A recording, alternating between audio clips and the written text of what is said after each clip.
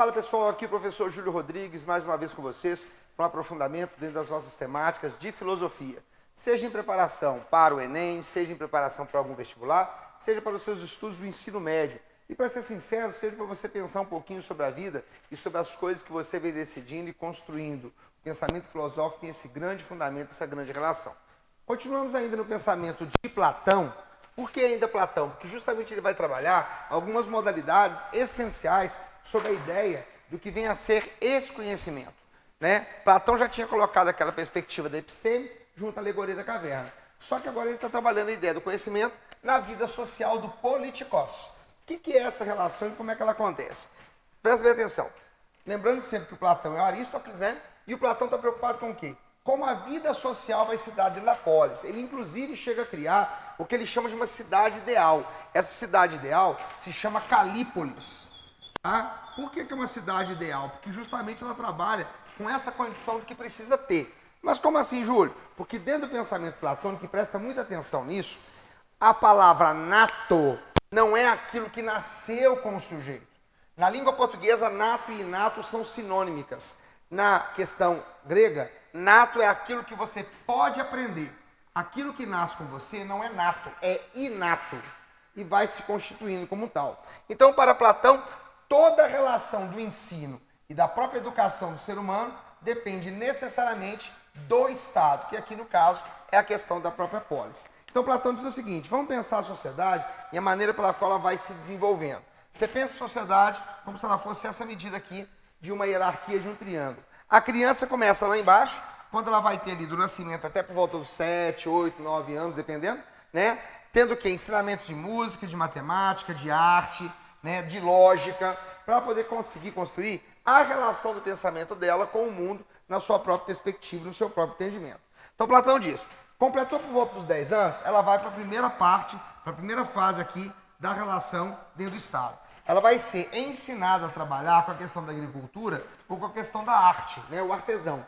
Por quê, Júlio? Porque tanto o agricultor quanto o artesão, eles são sustentadores da cidade. Né? Eles vão produzir aquilo que é necessário para que a cidade sobreviva. Né? Então eles vão sustentar a cidade. O que precisa ter enquanto virtude para sustentar a cidade? Temperança. Por que temperança? A temperança é a virtude de você equilibrar as perspectivas. Júlio, eu tenho que saber a hora de plantar, a hora de colher, eu tenho que saber a hora de tirar a minha produção do fogo, eu tenho que saber tudo dessa modalidade. Para isso eu preciso ter temperança. Muito bem, a criança saiu daqui muito bem instruída, mas ainda tinha mais virtudes para aprender. Ela então foi designada, já por volta dos 20 anos, a questão do trabalho como soldado. O que é ser soldado? Soldado é aquele que trabalha com a virtude da coragem.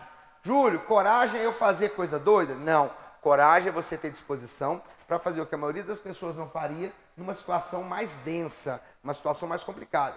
Alguém é corajoso 24 horas por dia? Não.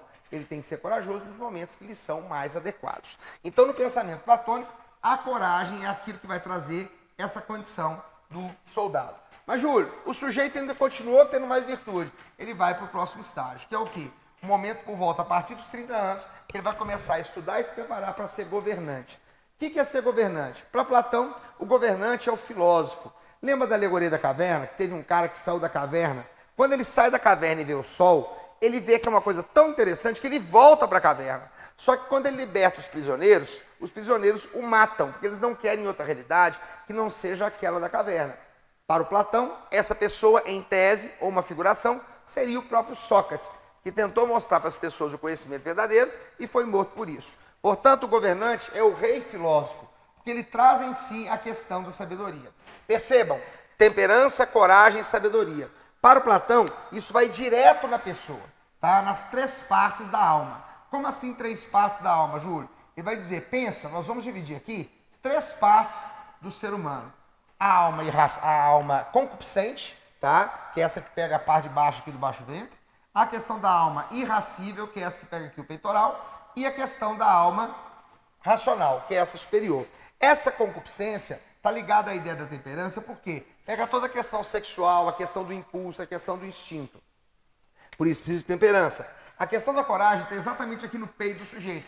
O cara tem que ser forte, tem que ser corajoso, tem que dar conta, tem que aguentar. Então a coragem está aqui na alma irracível. É o controle dessa modalidade. E por fim, mais ou menos importante, a alma racional, que está justamente aqui na capacidade que ele tem de pensar as coisas. Ô Júlio, então são só essas 3 virtudes? Sabedoria, coragem e temperança? Não, ele vai dizer que necessariamente há aqui uma 4ª virtude, que ela está muito mais presente na questão da vida social, que é a própria justiça. Você não é injusto para consigo mesmo, você é justo para com o outro. Se é injusto ou injusto para com o outro, é uma condição da própria cidade. Beleza, galera? Espero que vocês tenham entendido, tenham gostado. Guarda aí que nós vamos passar para o pensamento do Aristóteles daqui a pouquinho. Grande abraço, até a próxima, valeu!